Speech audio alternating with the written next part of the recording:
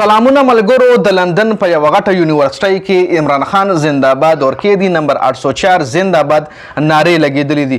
بل طرف ته عمران خان د لندن د یوې غټې یونیورسټۍ د آکسفورډ یونیورسټۍ الیکشن لړاولو دپاره هم تیار دی چې په دغه الیکشن کې د عمران خان غټو د دنیا غټ خلکو سره مقابله ده. که چېرې دغه الیکشن عمران خان وګټلو نو عمران خان به چانسلر پاتې کیږي د آکسفورډ یونیورسټۍ.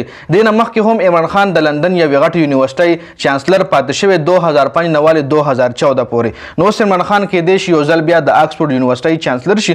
خو بل طرف ته په لندن کې چې په کومه یونیورسټۍ کې د عمران خان زنده‌باد نارې لګېدلې، په دغه یونیورسټۍ کې د سټوډنټانو یو پروګرام ډیګري اخیستو دوران هغه عمران خان زنده‌باد نارې وهلې دي، قیدی نمبر 804 زنده‌باد نارې وهلې دي.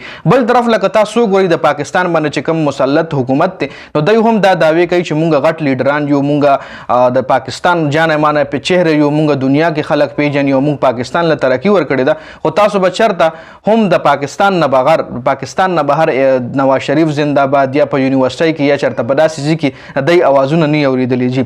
بل خبر د جماعت اسلامي حوالې سره د جماعت اسلامي مشر سراج الحق یو بیان جاری کړی چې دا یو عجیبه بیان دی جي.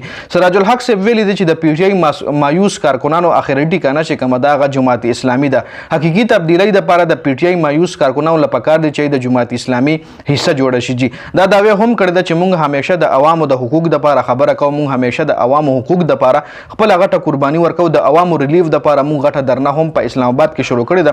خو بل طرف ته همدغه جماعت اسلامي چې کوم ده دی د اسلام آباد په 3 حلقو باندې پی ټی آی سره غټه دوکه کړې وه. تاسو له یاد شي د اسلام آباد 3 حلقو باندې پی ټی آی کیس روان دی چې کیس لا تر اوسه پورې روان دی.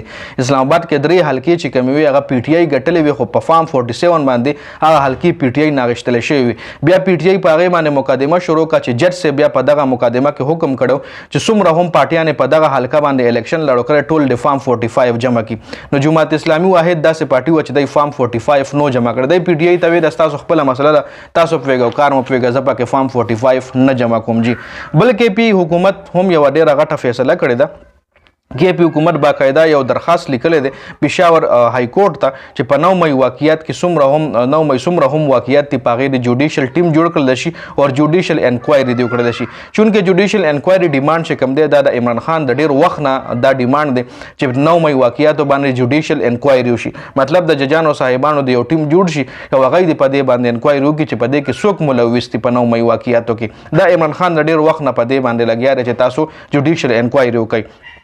خپله د پی ټی آی سوشل میډیا ټیم سره تعلق لرونکي اروبا کول چې کوم دا هغه د خپل کور نه اغوا کړلی شوې ده. اروبا کول د پی ټی آی سوشل میډیا ټیم سره بس تعلقاتو د خپل سیلري دپاره نن سبا تاسو به کتلي ډېر خلک داسې وي چې خپل سوشل میډیا اکاونټس نشي هینډل کولی، نو ځان سره په سیلري باندې کسو ساتي. نو کیدای شي اروبا کول دومره غټ سیاسي بیکګراوند نه لري، صرف د څه تنخوا دپاره څه پیسو دپاره دا جاب کړي، نو هغه هم د کور نه اغوا شوې ده. بل شهباز شریف 5 رکني کمیټي جوړه کړې چې په سوشل میډیا باندې څوک غلط ریپورټینګ کوي نو هغه یې معلوم کړلی شي.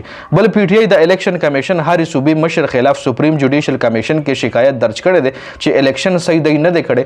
نو په هغې باندې باقاعده اوس دی ریفرنس دایر کړی دی د هرې صوبې، د صوبه کې پی کې، د بلوچستان، د سند، د پنجاب، د هرې صوبې باقاعده کوم د الیکشن کمیشن مشري د هغې خلاف دی ریفرنس جمع کو چې دی الیکشن صحیح طریقې سره نه دی کړی. په دې ویډیو کې د اپډیټس خپل رای په کمنټ کې ضرور شریکه کړئ. ډېره زیاته مننه د ویډیو کتلو. والسلام.